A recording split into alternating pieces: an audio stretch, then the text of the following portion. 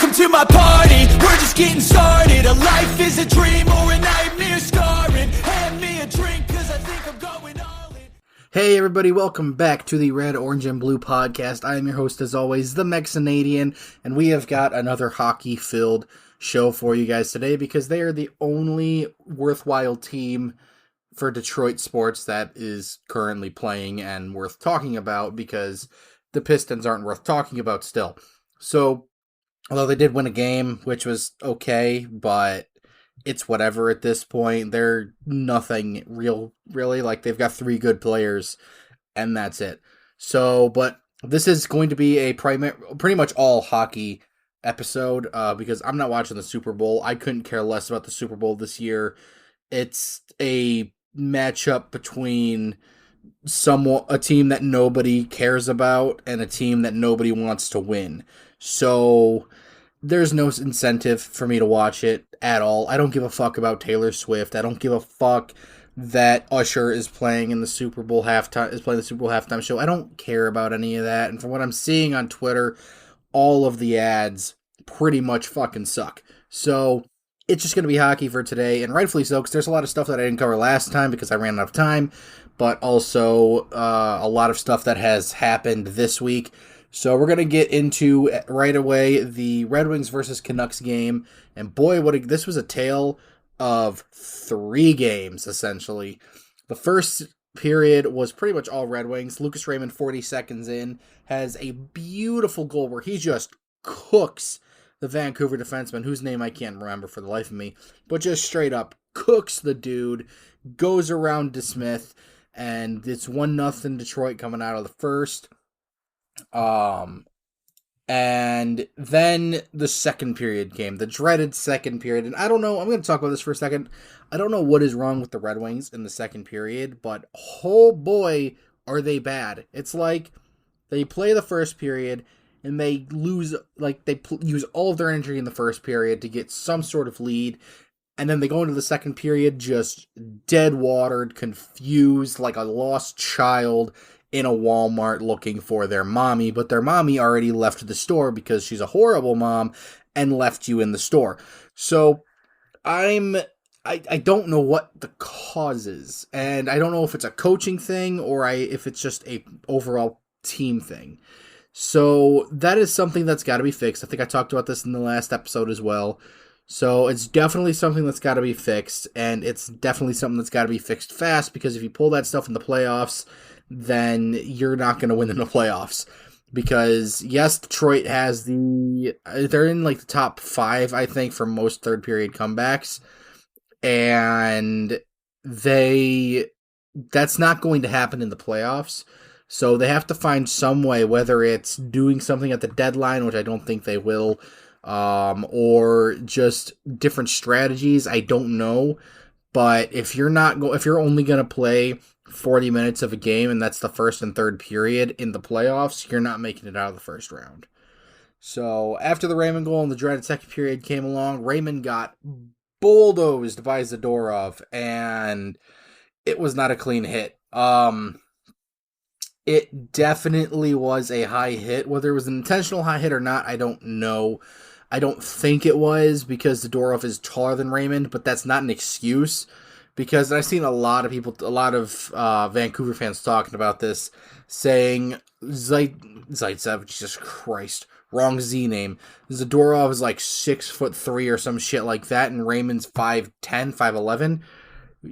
How are you not supposed to hit him high? And my answer to that is, then don't hit him. Like, if your only option is to open ice hit a guy high, then you don't hit them. You go for the puck and you do something else. But if your only option is to hit them high, whether it's a height difference, whether it's an angle difference, whether it's just the only option, then you don't hit them. You figure something else out, because while Bettman refuses, and I'm pretty sure still to this day refuses, to acknowledge that there is a correlation between CTE and hockey, there is a very big correlation, and that's been proven more and more often and several times over. So it's definitely, and I mean, Zadorov got a 5 minute in game misconduct and suspended for 2 games, I believe, which is fair. It wasn't nearly as bad as the Gallagher hit, which should have been more than 5 games, in my opinion. But yeah, that was a bad hit. Thankfully, Raymond came back and he had a fire up his ass the rest of the game. But coming out of that, the Red Wings had a 5 minute power play, which nothing fucking happened. I don't think they registered a single shot on goal in the full 5 minutes. But then they get another chance because Hronek takes a full on baseball swing to try and knock the puck out of the air and ends up batting Larkin in the face. Like, I think it hit him in his visor. But yeah, that was not cool. And you could tell Hronek didn't mean to do it. He checked on Larkin right away and stuff like that. But they got another 2 minutes. They essentially had 7 minutes straight of power play time, and they did not do a fucking thing on it. It almost looked like they didn't care enough about the power play. Not like they didn't care in a sense that we don't want to score. They didn't care in a sense that there was no urgency to score. There was no reason for them to have to rush to get offense going. They're like, oh, we got 5-7 minutes power play time. We've got our time. We can take our time, bide our time, wait for the perfect shot. No. And the biggest thing, and we'll get into it with the next goal, because the second period was all Vancouver, essentially, except for even during those 7 minutes of fucking power play time. They almost had half the period on the power play and didn't do shit on it. But Höglander scored, Hronek scored after his penalty, and that's another thing. This is 2 games in a row where the power play doesn't acknowledge the fact that there's somebody in the penalty box about to come out. It's happened 2 games in a row, and both have resulted in a goal. The last one was Brady Tkachuk. This time it was Filip Hronek. When the goalie slamming his stick on the ice, that, like they do, it means that there is a player behind you. And that means you're not supposed to be aggressive in the offensive zone unless you know you can hold the puck. And unfortunately, they could not hold the puck. And guess what? Hronek comes out of the box breakaway, beats Lyon. It's a 2-1 game. And then Pettersson from Hronek and Suter. Hronek had a hand in all 3 of Vancouver's goals, by the way. But Elias Pettersson from Suter and Hronek, they go up 3-1, and this is where the Detroit Red Wings thrive at this point, essentially, because they go into the third period and it's like, all right, well, they definitely need something to happen here, and that something is Patrick Kane. Patrick Kane comes back after missing, like, what was it, 2 weeks? Something like that, with an injury, not his hip. He comes back and he puts this team on his back, essentially. He's the only one that's been able to get clean zone entries in any of the power plays. He's the only one that's been able to make any scoring chances happen. The few scoring chances that the Red Wings got in the second period were because of Patrick Kane, essentially, and he did no different on this one. Daniel Sprong scored from a beautiful Patrick Kane backhand from behind the net. 5-hole shot. Daniel Sprong gets the power play goal. And then, like 5 minutes after that, Rasmussen deflects a Walman shot.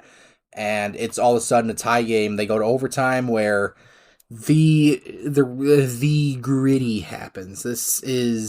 Walman is so fucking fun to watch at any point, whether it's in-game, off the ice, at practice, anytime. He is such a fun person. He seems like such a fun guy to be around. He is such a vibes guy. And I believe it was Elias Pettersson. It was a fairly weak cross-check, but a cross-check nonetheless. Walman gets the penalty shot, and he makes no mistake, buries it low glove, hits the gritty afterwards on Kids Day.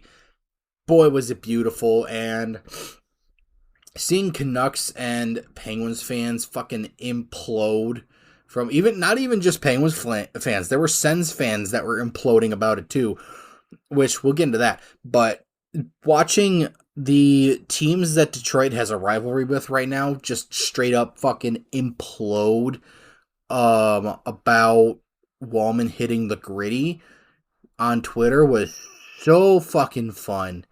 And I was just so happy I got to witness it. Like, I wish I could have been there, but watching it on TV was almost as good. Not just as good, but almost as good. But boy, is he such a fun guy, and he's definitely a big reason, in my opinion, why this team doesn't have any quit in them. Because, like, personally, if you ask me, Vibes guys are. I don't think it's really a hot take, but Vibes guys are what make or break teams. Because if you have a whole room of nothing but John Tavares's or whoever another serious person is in the locker rooms, I don't know. John Tavares is just the most boring person I've ever seen in my life.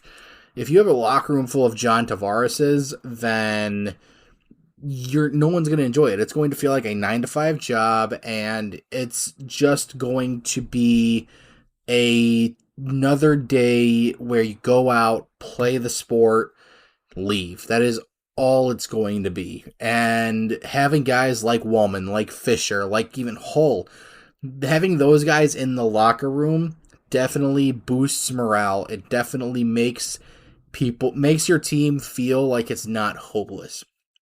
And that is one of the biggest things Walman brings. And a lot of people after this, rightfully so, we're bringing up the trade with him from St. Louis, how we got him. And it was Nick Leddy and Luke Witowski, if I remember his name correctly, for Walman, Sundqvist, and a second-round pick.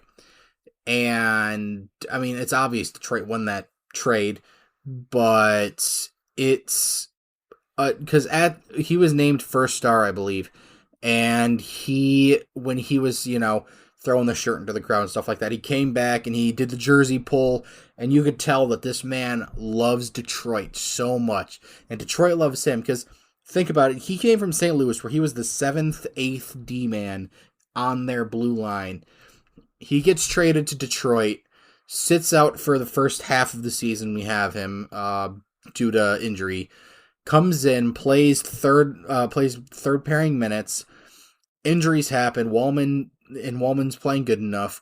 Lalonde gives him the ability to prove himself and gives him the top line minutes that he, at this point, we know deserves, and he makes the most of it. He gets put on that top line last season, and him and Seider just dominate everybody. And granted, this season they had a bit of a rough start, but they've gotten back into the groove, and it is so obvious that these two have such great chemistry together. And I just love the way that the blue line is shaping up so far. And I love that Walman, he clearly enjoys being here. So that was more or less the game from the Vancouver game.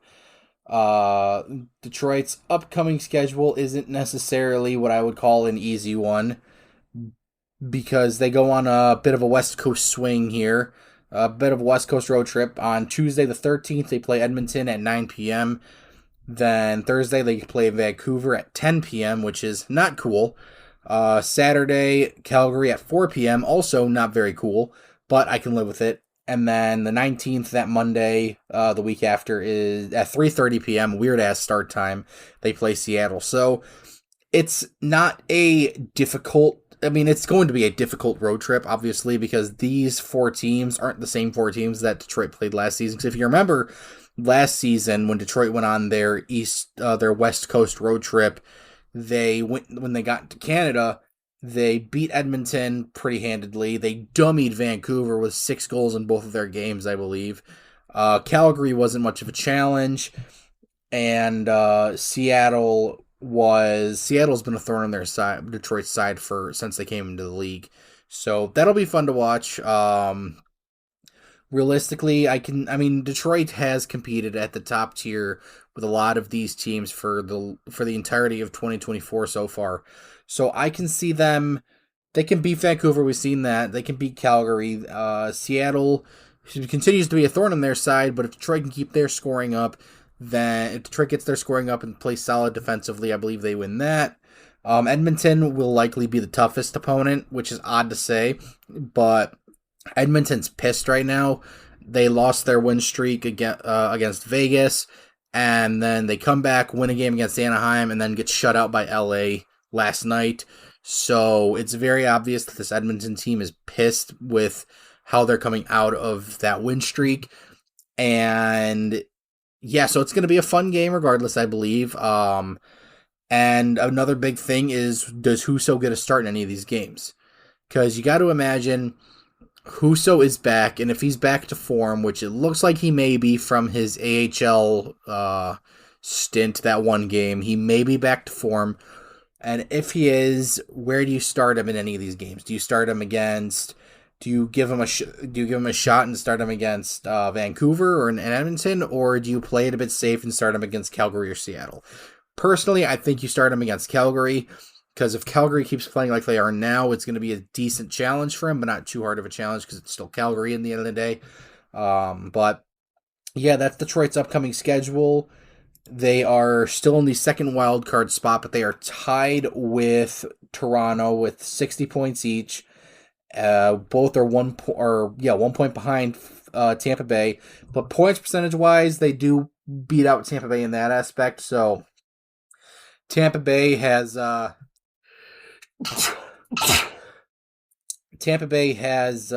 a few struggles. They did win their last one, but they are definitely not looking like the team they were going into the All-Star break. So I think that Detroit's got a solid chance of jumping them, and if they can do that, that'll be fantastic. If Detroit can secure a seeded playoff spot, then that would just work out for everybody. But as of right now, like I said, they are in the second wild card spot, tied with Toronto, but Toronto's got a game in hand. And looking at everybody that's behind them, the Islanders have 56 points, Devils 44, then New Jersey and Washington are both with 44 points, Pittsburgh with 53, then the teams that likely aren't going to make the playoffs, Montreal, Buffalo, Ottawa, and Columbus, they're all 50 and below. So they are in a good spot. I believe that because if the Islanders pick up like they look like they are, there's a solid chance that they will jump Philly first. Although you can't really rely on that because Philly's won their last 3, so it's a Thunderdome in the East right now. Everybody knew that going in. Although most of these teams, I don't think anybody expected to be in this. Oh, by most, I mean Detroit and Philly. Nobody expected them to be in this Thunderdome. Everybody expected it to be, Boston, Florida, Tampa, New York, Carolina, New Jersey, and then battling for the wild card, the Islanders, the Penguins, Buffalo, Ottawa. Everybody expected those teams to be in the Thunderdome, and people expected Detroit to be right there with them, but, everybody, all Buffalo and Ottawa are miles ahead of Detroit in their rebuild, stuff like that. It's whatever. We've proved them wrong so many times this year already. So, yeah, tough schedule coming up. Tough East Coast Canadian swing. West Coast Canadian swing, my bad. And yeah, so with that, we're going to get into a bit early here because it's going to jump into our next topic pretty decently. Our prospect report. And our prospect report this week is on Carter Mazur. You guys voted on Twitter. If you guys would like to vote in these polls, you can you can go to @RORB pod or just look up the Red, Orange, and Blue podcast on Twitter. I post these polls on Thursday or Friday. I put up 4 prospects that I haven't talked about, and you guys vote on who you decide for me to talk about. And this week was Carter Mazur. Carter Mazur, 21-year-old, 6 feet tall, plays the left wing. He was drafted by Detroit in the 3rd round, 200, Jesus Christ, it's like the 7th round, 70th overall, my bad. And he's playing fantastically. He had obviously a really good stint over at Denver, which I'm pretty sure is where he played. If I'm not mistaken, yeah, Denver. And that got him a contract with Detroit. So he has currently 11 goals, 11 assists, 22 points. He is on pace for 20 goals, 20 points, 20 goals, 20 assists, 40 points, my bad. So a little bit above half a point per game. And he has, from what I've seen, he has definitely been stepping up his goon game, I guess, his pest game. because he's done interviews all the time where, everybody's comparing him to Tyler Bertuzzi and, whatnot. But he's said in interviews many times that he wants to be his own self. And I believe he said that he looks like he looks up to guys like Marchand and he wants to be like them, which is cool. If we get our own Brad Marchand, that'd be dope. But this kid looks like he could potentially be he looks like a dark horse candidate to make the team out of camp next season. Now, there's a very good potential that there's still a very big log jam on the team. It all depends on who Eiserman decides to sign and let go. If what I want to have happens, then there should be at least one spot open for a prospect to come up. And odds are that would be Berggren if if he's still with the team. There's still trade talks about him and stuff like that.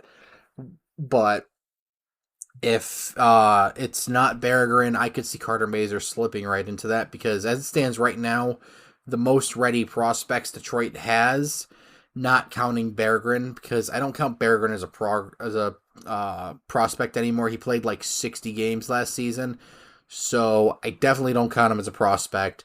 But as far as prospects go, I believe Carter Mazur, out of all of the forwards, looks like he's poised to be the best one to make the jump so far. Obviously, we're not counting defense, because defense, Edvinsson and then Johansson are the two best ones to make the jump next. But as far as forwards go, Mazur looks like he could be the best one to make the jump, at least as far as Grand Rapids go, because we're not counting Danielson or Emmett Finney. It's playing fantastically. He's not the subject of this, though. So, all in all, he's going to be a guy where he has to hit in the NHL. And if he doesn't, it could spell a bit more trouble for the rebuild.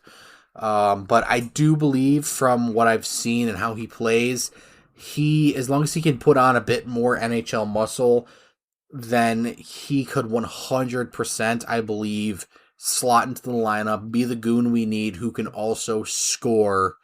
Not goon, but be the pest. Be the pest we need, but who can also score 20 goals a season. Like, I don't think Carter Mazur is going to be a top 6 guy. Essentially, I think he's going to be a middle 6 guy at best.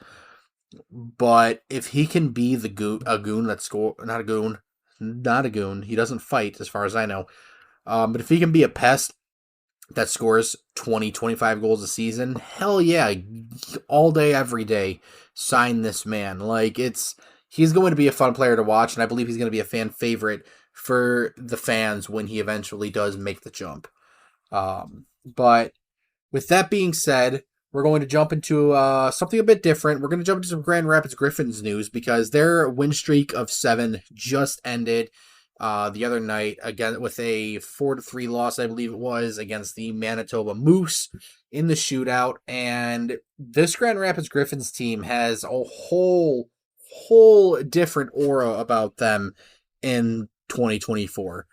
Like, you look back at 2023 when their season started, yeah, they looked decent, but this run that they've had on since the new year has been fantastic. They have looked like the Grand Rapids Griffins of old, like the 2013 team that won the Memorial Cup, that Grand Rapids Griffins team that can make the run. And if they can squeak their way into the playoffs and get guys like Berggren, Edvinsson, Kasper, Mazur, Johansson, get those guys some professional playoff experience, that's going to be fantastic for the Red Wings, because then you're going in, you've got several guys that have played in let's face it, the AHL, obviously not as high caliber as the NHL, but everybody in the AHL has the talent to play in the NHL. They wouldn't be in the AHL otherwise. So it'll almost be the same exact amount of competition. Not exactly, obviously, but it'll be still professional playoff hockey that will only help their experience and help them grow as players. And speaking of which, Berggren, I want to talk about Berggren, because he is way too good to be in the AHL. Like, people, I know it's a beat down topic, but he is way, way too good to be in the AHL right now. He has been dominating the AHL. Him and Edvinsson have been. I think Edvinsson's out with injury right now, but yeah, having Berggren in the AHL was a surprise to me this season because he played so well last season that you couldn't help but think, okay, this kid has to be on the team this year, right? There's no reason he shouldn't be. And it's right. There's no reason he shouldn't be on this team right now. Realistically, I don't think there's any reason why he shouldn't be on this team. And it is a self-inflicted problem. Eisman went out and did sign more guys than we probably needed. But I guess at the end of the day, both the Griffins and the Red Wings are playing good to great hockey. And they're playing well. They're both looking to make playoff pushes. And they're both looking to make the playoffs. So I do believe with all my heart, Berggren should be in the NHL. And at this point, like, I love the sport too much that whether it's with the Red Wings or not with the Red Wings, like, send him over to Anaheim or something, I don't care. One way or another, this kid's got to be in the NHL. He has to be. He's too good to be in the AHL.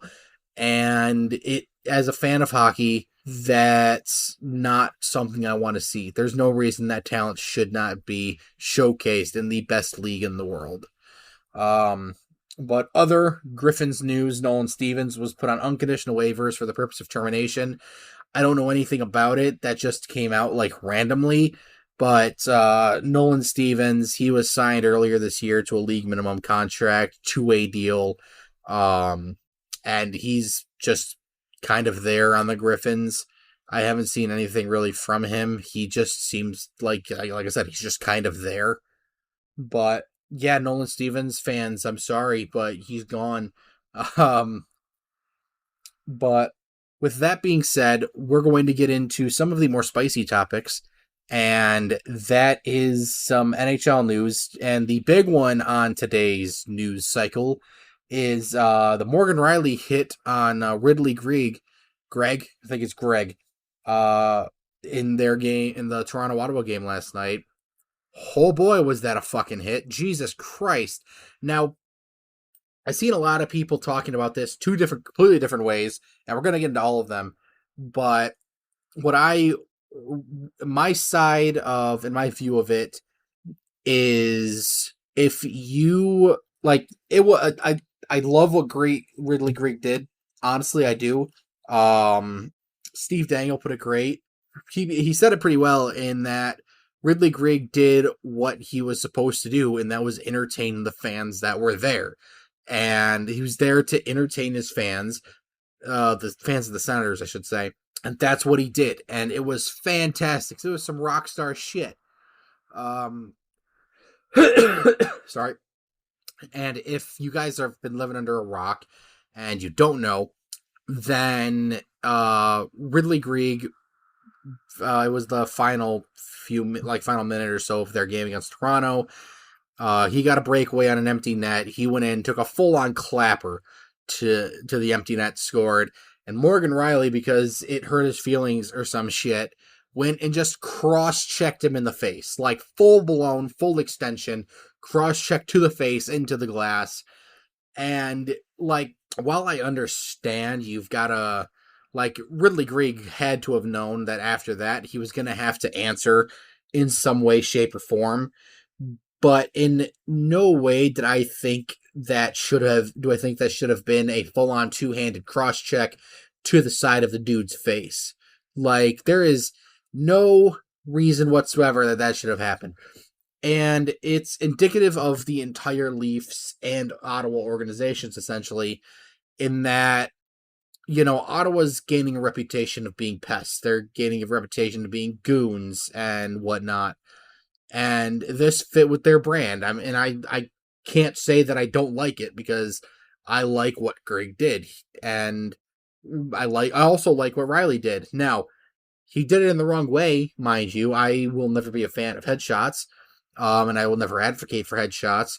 But Morgan Rielly did what any good NHL player that cares about their franchise or the team that they're on should. And that is, when somebody does something like that, they have to answer the bell, or you make them answer the bell. And so if you like, it's a situation, and then I've seen a lot of people talk about the code. The code is stupid. I've seen some people saying that the code is just an excuse to, what was it? An excuse for allowing the toxic hockey culture. It's like, no, the code is there for very specific reasons. You will always have players that are goons, that are pests, that think they can get away with anything. And the code is essentially, coming from a hockey player, the code is essentially if one team does something against a team that is considered taboo, i.e., like just for examples, taking a shot at your goaltender after the whistle goes, like taking a shot, shooting the puck at your tender or at your net after the whistle goes, taking a slap full on clapper from the hash marks on an empty net, or running one of your star players from behind into the board, stuff like that. The code is basically when stuff like that happens, you are obliged to stand up for it. You are obliged to not take that stuff lying down. Now, can you take that stuff lying down? Yes, you're going to look soft as hell, but you don't have to necessarily do that. But it's been a theme in hockey for Lord knows how long. I'm a fan of violence. I'm a fan of the code. And people saying that the code is just an excuse for the toxic hockey culture. No, I mean, yes, there is such a thing as toxic hockey culture, but it's a completely different thing. Toxic hockey culture, in my opinion, are people who are okay with that stuff, like who are okay with the pest and the goon stuff. Like in this instance, I've seen many a Toronto fan, because of course it was Toronto fans, saying that none of this should have been it shouldn't have been a penalty. Rielly shouldn't get any suspension, stuff like that, because Greig shouldn't have done that. And while I valiantly disagree Greig shouldn't have done that, I think he 100% should have done that because it's funny as hell. It's a situation in where there's a difference between, and people are justifying, like, you can't do that and not expect any retaliation in return. No, of course, I don't think Greig did that and didn't expect any retaliation, but I don't think he expected a cross-check to the side of the head. Like I said that earlier, there is no reason why that should be a reason to cross-check somebody in the side of the head. There shouldn't be any reason to cross-check somebody in the side of the head. And one of the funniest things that came out of it was that, Sportsnet is very much Toronto bias. Like, they've got a bias for Toronto, but they can't say that outwardly because they are supposed to be seen as a kind of, not like, I guess, air quotes, independent source, but even like Steve Dangle straight up said it after he left Sportsnet, that almost everybody that works there are Leaf guys. So it was wild to watch the clips on their panel after the game where guys were saying that it was deserved, or it was the appropriate, Sheldon Keefe straight up said it was the appropriate response. And then they brought up something interesting where they were talking about the suspension that he may get, and somebody mentioned that he could see him getting 5 to 6 games. And then like half the panel immediately went up in arms saying, what, 5 or 6 games for a guy with no history of this stuff, no past of this stuff? And it got me thinking, like, yeah, that, like, it happened with Perron, and they are 2 completely different circumstances, but the outcome is the same. Like, both instances involved a basically charged cross-check to the face, and both guys have no priors. Like, Perron had an incredibly clean history, and he still got 6 games. Rielly, while he has an incredibly clean history, he should get at least 6 games. And it's like I said, 2 different situations, because on one hand, Perron seen his captain knocked the fuck out on the ice and seen one guy standing above him. Now, unfortunately, that was the wrong guy, but when you can't tell me that if you're a player on a just any hockey team and you see your captain, like, you're not facing the your captain, and like you're going for the puck battle, whatever. One moment he's standing up, you turn around, do whatever you were doing, turn back around, and he's sprawled out on the ice, knocked out.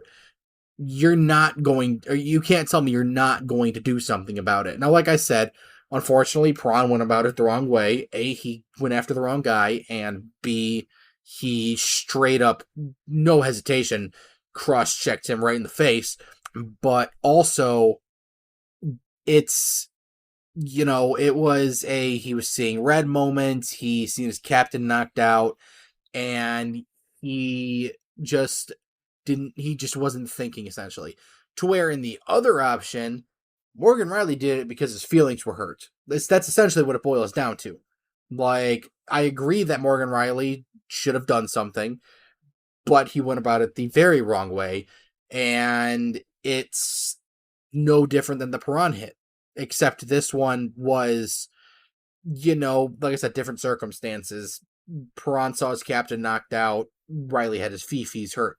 So, they literally talked about that 10 seconds before saying that Morgan Rielly shouldn't get a 5-6 game suspension. Now, it has come out since that Morgan Rielly's been offered an in-person hearing, and he's going to he's going to have a hearing in the NHL's New York offices, I believe it was, and that means that his suspension will be minimum 5 games. So, it's great that the Department of Player Safety is finally using prior incidences to measure what players should get for similar incidences. I think that's a word. I don't care. But yeah, the reaction from Leafs fans and Ottawa fans were two very different as well. Like, I'd never seen myself siding with Ottawa fans, but yeah, this was pretty bad. And at the end of the day, like, it's stupid.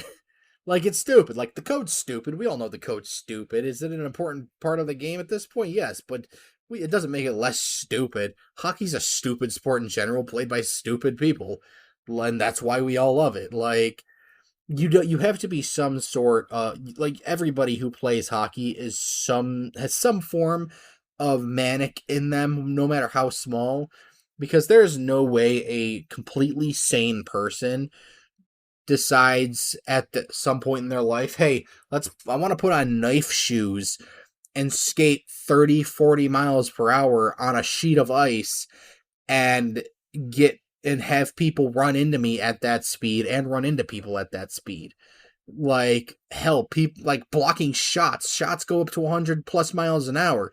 You're telling me that a completely sane person would willingly jump in front of a 95 mile per hour piece of hardened rubber? No chance in hell. So it's just a wild situation, and like I said, it was rockstar shit from Greig. I can't help but like what he did, especially because it was against the Maple Leafs, which is always a good thing. But I can't help but like that Morgan Rielly responded to it as well, because Toronto has a reputation for being soft, and they are still very soft. But Morgan Rielly responding to that means that there is at least one person on the team that won't take shit lying down. So, yeah, and another funny thing, and it was the Wingfield podcast because I'm recording this after they posted their stuff, obviously, but maybe not obviously, but like, I don't record this stuff until like 9:30, 10 o'clock, because I'm a busy man. But yeah, they talked about this briefly, where it's indicative. It was another indicative of the Toronto Maple Leafs being soft, because after that hit, the line scrum ensued afterwards.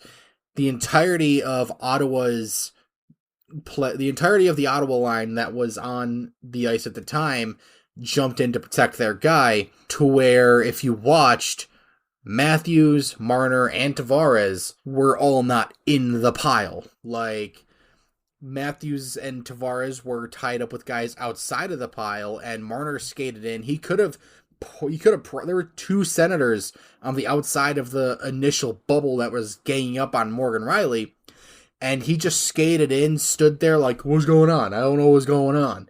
Like, I get it. You don't want your stars getting into fights, getting hurt, stuff like that.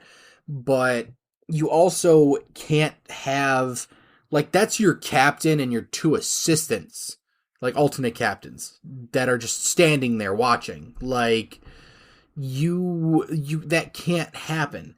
And I know we all, like, it's a thing that Detroit fans have been talking about and arguing about for the last few years now, and that's, when Detroit gets into scrums, for the longest time, who were the first people that jumped into those scrums when they were on the ice? Dylan Larkin, Lucas Raymond, Mo Seider, and I mean, hell, Alex DeBrincat already has 2 fights this season. Like, you don't want your stars fighting and jumping into scrums like that, but at the same time, you don't want them to look soft. You don't want them to look like you can just, whenever you're out on the ice, you can pick on the players that are out there and they won't do anything about it. So that's like, and it was one of the things that the Maple Leafs prided themselves on and touted out at the beginning of the season.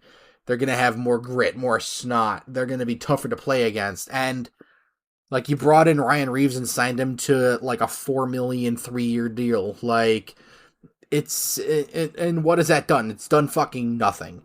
Like, Ryan Reeves has had, 2 fights this season and has done jack shit since.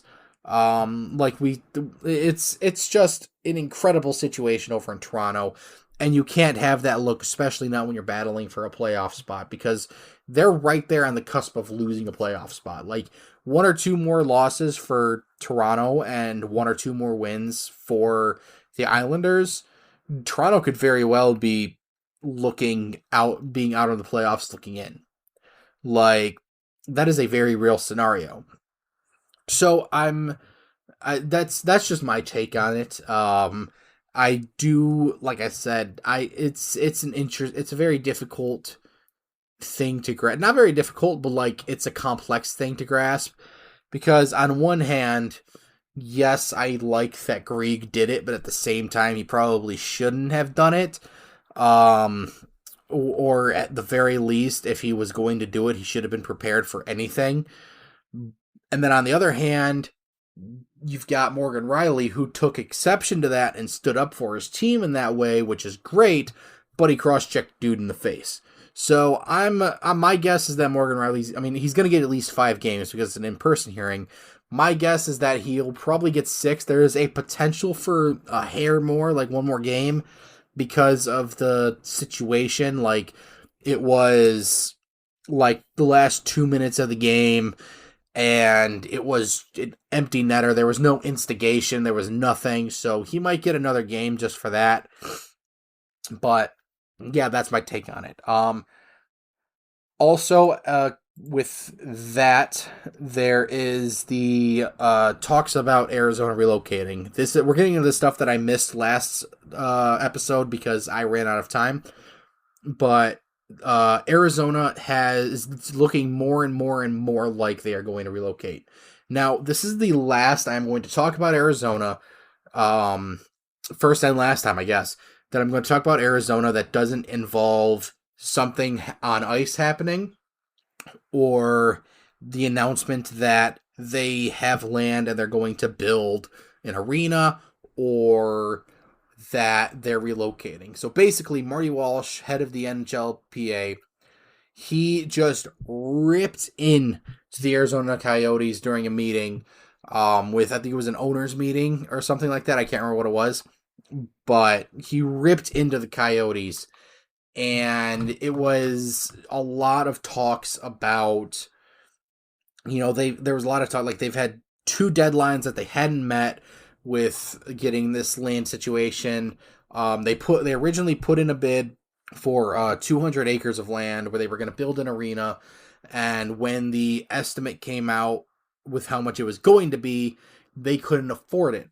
So I believe there was a report that they were going to bid on 100 acres.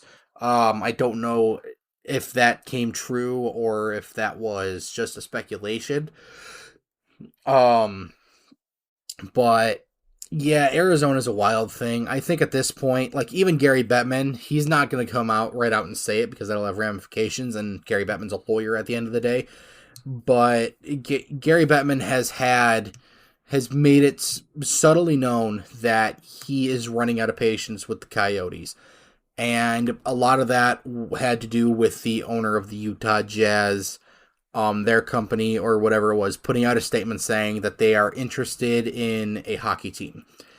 And more so, they have a viable arena for a team right now and have plans to make an arena for them in the future, already planned. So you've got a stable owner with plans who already has an arena that the team can play in and has plans to develop an arena for them to be their permanent home. And so the pressure's really on the Coyotes organization now and ownership to figure out what's going to happen. And I think they're playing in a college arena right now, and they're the second team on that list. Like they're the second, they're not even the first occupants, they're the second. So they got to figure something out, or else it's bye-bye Coyotes. And I feel for Coyotes fans because they didn't deserve it. Like, this team was screwed almost from the start. They almost had an Atlanta Thrashers history, essentially, of just an Atlanta team, actually, because there was the Thrashers and the Flames that became Calgary and Winnipeg. But it's almost kind of the same history. Incompetent ownership leading to a poor on ice quality hockey, and that led to people not being interested. And I'm an Arizona guy. They are my favorite team in the West. But yeah, it's gotten to the point, even for guys like me, where it's like, all right, you guys can't continue. Like, you can't even fill up a college arena right now that you're the second lease on, like you're the second occupants on. So they got to figure something out. And unfortunately, I think it is in the best interest of a relocation. I think that's the direction it's going, and I think that's going to be best for the NHL, money wise, and just overall quality wise for the players as well. Because the big reason why the NHLPA had problems with it, and straight up Marty Walsh called them out, was because, the NHLPA obviously is the NHL Players Association, or basically the Players Union, and so they go to bat for the players. And the situation in Arizona is not good for the players. Now, does that mean Arizona's mistreating the players? No, they're all getting paid really well. Like Clayton Keller is getting paid like $6 or $7 million or something like that. Like, they're millionaires. So it's not like they're being mistreated, but it's not fair to the players to have such an unstable future, like an uncertain future. And the quicker it gets figured out, the better for them it is. Because I can't imagine being on the Coyotes right now, where last season you had a vote you sponsored a vote to have this big district, like entertainment district in the city, which involved an arena that you guys would play in. But they didn't put in enough money to do anything, to make a big push for it. They put in less money than their opponents, and it wasn't even close. So it's indicative of their ownership. It's clear that their ownership either doesn't care, or they care, but they are too incompetent to know how to get them out of this hole. So I don't know what's like. Like I said, I just think that relocation is the best course of action for the NHL and the Coyotes. Having stable ownership with an actual arena to play in, and then in future having a home arena, just seems like the best choice to everybody. Plus, the relocation would happen in Salt Lake City, likely, so you wouldn't have to reorganize any of the conferences, and it'll just be a good move for everybody involved, essentially. So, with that, I'm done with the Arizona talk unless something on ice happens or that comes out that they are officially relocating or they've figured out a plot. They got land to build an arena, stuff like that. That is the last that I'm going to talk about it because now we're going to talk about something else that came out last week. I think it was last week or the week before. Can't remember, but I didn't talk about it yet. So the NHL has officially announced that they will be sending players to the Olympics in 2026 and 2030. This has been something that the players have wanted for a while. They've wanted to go back to the Olympics, and it makes sense. You know, you've got the best league teams, you got the best players in the entire world at your disposal, but at this point, they're really only accessible to North America. And that, like, obviously people are watching in Sweden, in Europe and stuff like that, because hockey's fairly big over there. But you want a best on best, and what better place to have a best on best than the Olympics, the biggest sports stage in the world. So it's definitely a big thing for the players, and it's wild to think because just the amount of talent that's on each team, like, it's not like there were, like, obviously in years past, there were like 3 or 4 teams that dominated the Olympics, that being the US, Canada, Russia, and then like Sweden or Finland would jump in there. And obviously there's stuff to figure out because as of right now, I believe Russia is banned from the Olympics still due to their invasion of Ukraine. So that sucks because a lot of the best players in the league right now are Russian. Vasilevsky, Shesterkin, Sorokin, Svechnikov. You know, there's a lot of really good players. Some of the best players in the league are Russian. And I don't even know if I said Svechnikov. I don't even know if Svechnikov is Russian or if he's even one of the best players. That was just a name that came to me. But yeah, you've got a lot. Like you got a lot of good Russian players, and it'd be unfortunate if they can't compete. But at the end of the day, there's no control over it. So I can't wait to see the NHL players back in the Olympics because what better way to show off your? Because think about it, you got the best talent in the world, right?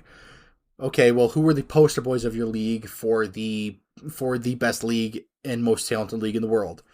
Connor McDavid, Sidney Crosby, now Connor Bedard. Then you've got obviously as far as the US goes, you got Matthew and Brady Tkachuk. They're high up there. You could make an argument for Dylan Larkin, Alex DeBrincat. Like you can, like Stamkos. I'm pretty sure is American.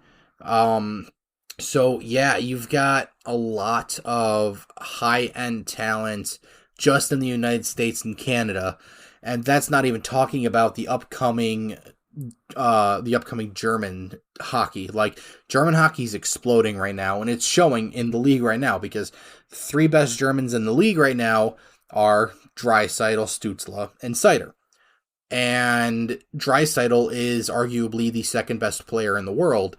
So it's going to be interesting to see how that comes together and who's going to be picked to go there and how the league will navigate through it, because you gotta, once the Olympics are going on, you've got to, and you send your players there, you've got to shut down, like stop the league essentially, for lack of a better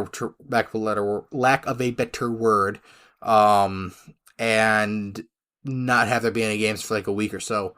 So, from what I've seen, they plan on doing away with the All-Star game in 2026 in replacement for the Olympics.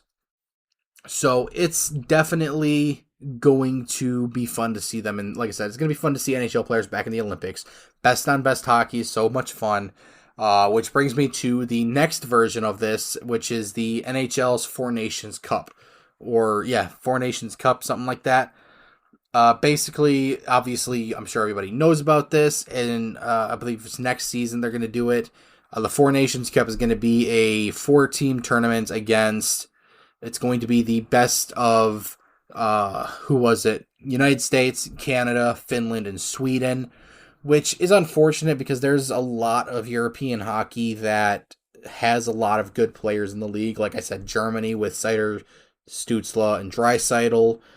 The Swiss have some solid players. Obviously, you've got Czechia. Latvia's got some solid guys. Russia even. Obviously, Russia. So it's disappointing to see that it's only 4, but it's definitely a good start. Obviously, this is likely just going to be a trial run, essentially, I think is how the league is looking at it, of how it's going to work and what the possible expansion is going to be as the league grows. So I'm looking forward to it. I definitely can't wait to see it's just going to be fun, because if you look at the teams as a whole, Canada's definitely got every team beat with offense. United States is definitely the most well-rounded team in the entire world. And then you've got Sweden and Finland, who have solid pieces, and they've got some of the best defensemen in the entire league. So it's definitely going to be fun to watch, and the teams are going to be powerhouses. So one thing that's come up a lot, though, is Canada's goaltending.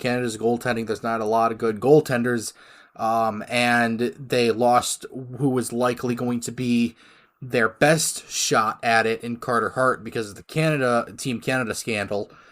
Carter Hart was probably had the best shot out of all Canadian goalies in the league to be the starter in that tournament, but that's fucked up because he's fucked up. So it's going to be interesting to see how it happens, but like I said, I'm definitely looking forward to it. And with that, that's all I've got for you guys today.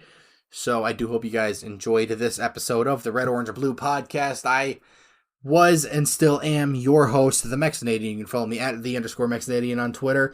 And also don't forget to follow the podcast on Twitter at RORBpod, or just look up the Red, Orange, and Blue podcast. You can vote on who our next prospect report is going to be, and get constant updates of the podcast and what's happening. So thank you guys so much for watching and or listening. Probably just listening because I don't have a video of this yet. So thank you guys for listening, and I will see you guys next time. Adios. Welcome to my party, we're just getting started. A life is a